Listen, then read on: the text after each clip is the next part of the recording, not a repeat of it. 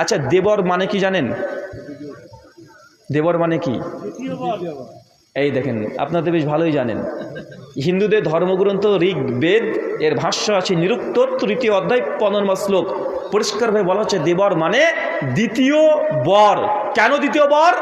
কারণ হিন্দুদের বিশ্বাস কোনো নারীর যদি আগে স্বামী মারা যায়, তাহলে এই নারীটার 3টে বিধান আছে। কয়টা বিধান আছে?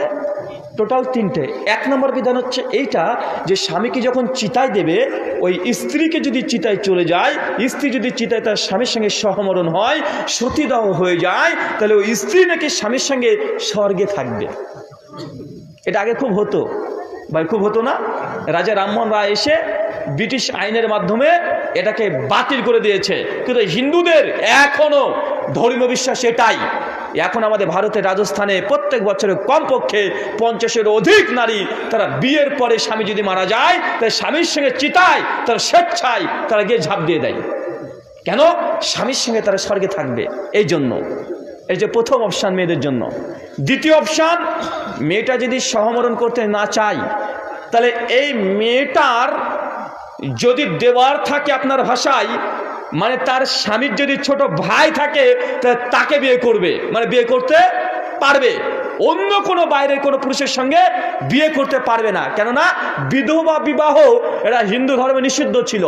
মনুষ্য সংহিতা 8ম অধ্যায় 193 শ্লোক পরিষ্কারভাবে বলেছে যে মেয়েদের জন্য বিধবা কোনো বিবাহ নেই, এটা নিষিদ্ধ মনুর আইন অনুযায়ী। তার জন্য ওই মেয়েটি দ্বিতীয় কোনো বিয়ে করতে পারবে না। যদি করতেই হয় তাহলে তার স্বামীর ছোট ভাইয়ের সঙ্গে করতে হবে। এই জন্য স্বামীর ছোট ভাইকে সংস্কৃত ভাষাতে বলা হয় দেবর, মানে দ্বিতীয় বর। আপনার স্ত্রী আপনার ছোট ভাইকে কি বলে ডাকে? জি, ছোট ভাই বলে ডাকে তো? মাশাআল্লাহ। দেবর বলে ডাকে না তো? আর দেবর বলে ডাকে মানে দ্বিতীয় বর, মানে অর্ধেক। দেবরও ভাববে যে ভাবি আমার অর্ধেক, উপর অংশ আমার।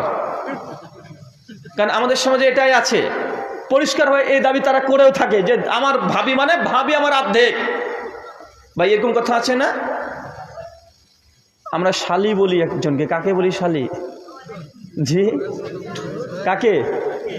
স্ত্রীর ছোট বোনকে। এই শব্দ ব্যবহার করি না ভাইজান। কেন রে ভাই এই শব্দ কেন? কেন ছোট বোন বলতে পারেন না? ছোট বোন বলা যায় না? ছোট বোন বলবেন। কি বলবেন? স্ত্রীর ছোট বোনকে আপনি কি বলবেন? ছোট বোন। স্ত্রী মাকে আপনি মা বলছেন, স্ত্রী বাবাকে আপনি বাবা বলছেন, আর বোনটা ছোট বোন, আপনারও ছোট বোন, যে এটা আপনার ছোট বোন। কেন? এই ছোট বোনের সঙ্গে আপনার স্ত্রীর যে ছোট বোন আছে তার সঙ্গে আমরা দুলা ভাই যারা আবার আছি তারা খুব হাসি ঠাট্টা তামাশা করি। যে সূরা নিসা 23 নম্বর আয়াত, একসঙ্গে 2 বোনকে বিয়ে করা জায়েজ নয়। আপনি যদি আপনার ওই বড় বোনকে যদি বিয়ে করেছেন, ছোট বোন আপনার জন্য হারাম। ছোট বোন কি কথা বলেন? যতদিন আপনার ওই স্ত্রী বেঁচে আছে ততদিন ছোট বোন আপনার জন্য হারাম। আর হারাম যে সম্পর্ক আছে, হারাম আপনার জন্য বিয়ে করা হারাম, ওর সঙ্গে আপনি নোংরা আচরণ করবেন, এটা ইসলাম বৈধ নয়। আর ওইদিকে দ্বিতীয়বার মানে দেবত্ব অর্ধেক নিয়ে বসে আছি আমরা। আল্লাহ সুবহানাহু ওয়া তাআলা তুমি আমাদেরকে হেফাজত দাও, সকলে পড়ি আল্লাহুম্মা আমিন। সম্মানিত শুধু আমাদের ঘরের মধ্যে যে গুনাহগুলো হয়, আগে এখান থেকে আপনাকে পরিত্রাণ পেতে হবে।